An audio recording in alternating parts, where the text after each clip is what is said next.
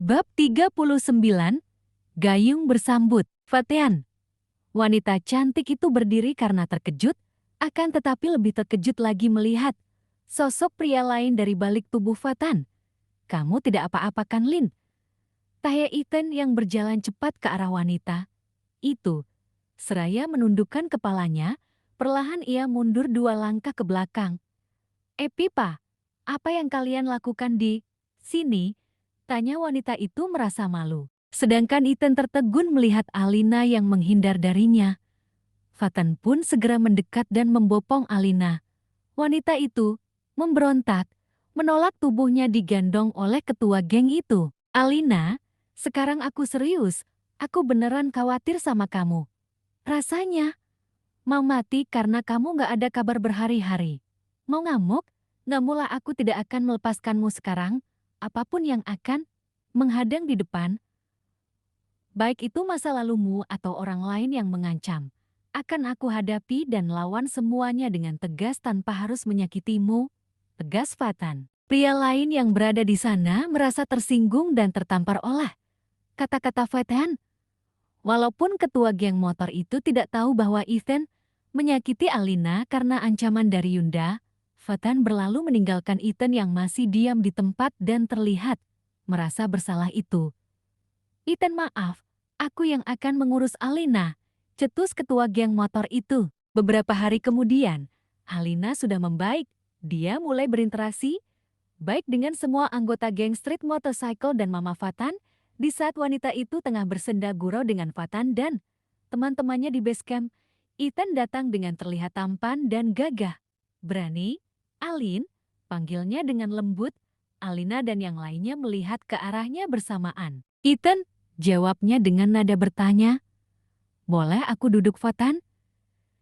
Dengan sedikit kesal pria itu pun mengiyakan. Bagaimana keadaan kamu sekarang, Lin? Aku sudah baik-baik saja, jawabnya. Setelah mendengar jawaban penulis cantik itu, Ethan melihat ke arah Fatan. Bolehkah aku mengajaknya untuk bersantai di tempat lain? Tanyanya meminta izin pada Fatan.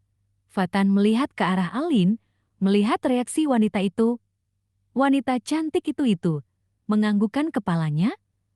Baiklah, selesaikan urusan kalian berdua, tapi dengan satu syarat. Apa itu?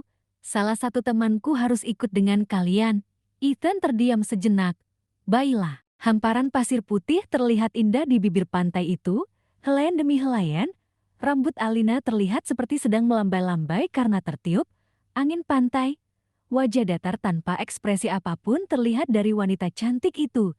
Sejenak ia mengingat-ingat kembali semua yang telah terjadi di dalam kehidupannya. Tepat di samping wanita itu berdiri seorang pria tampan yang pernah menyakiti hatinya. Apakah tempat ini cukup nyaman untukmu? Tanya Ethan, tidak ada ucapan yang keluar, hanya anggukan lembut yang terlihat. Ethan terlihat tengah menyiapkan diri sebelum berbicara kepada wanita cantik itu. Lin, sebelumnya aku benar-benar minta maaf atas apa yang telah terjadi di antara kita. Aku pasti sangat membuatmu marah dan sangat kecewa. Aku tahu, aku sangat salah, tapi aku benar-benar tidak berdaya pada saat itu. Aku tidak tahu harus bagaimana. Ucap Ethan dengan intonasi nada yang lembut.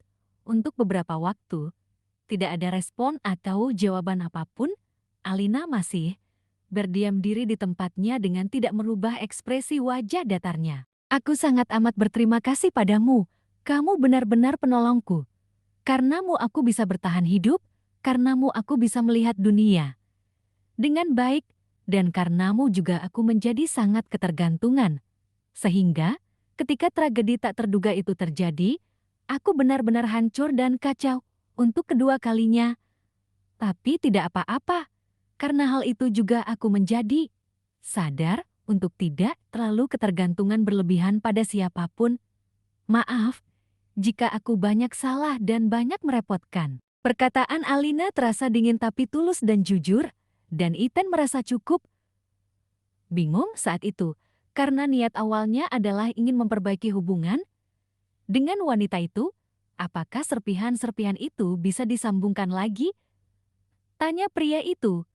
Hembusan napas terdengar lembut dari arah wanita cantik itu. Walaupun bisa, aku tidak ingin menyambungkannya lagi. Sebaiknya kita ambil jalan kita masing-masing mulai saat ini. Keduanya terdiam untuk beberapa waktu, seakan untuk sesaat mereka tengah menenangkan diri diiringi dengan derasnya deru ombak dan dinginnya angin yang bertiup lembut. Aku permisi, Fatan pasti tengah menunggu dengan cemas di bengkel, cetus. Alina. Kemudian ia berbalik dan perlahan beranjak meninggalkan Ethan, terasa seperti tersambar petir di tengah pantai itu, hancur sudah hati pria. Tampan itu mendengar Alina menyebutkan nama pria lain. Ayo kita pulang Ran, ajak Alina.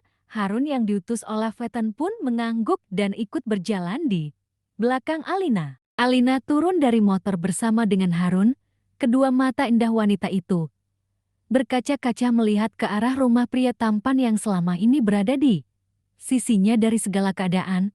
Fatan melihat wanita itu dari jauh, tampak wajah sendu dan mata yang berkaca-kaca itu.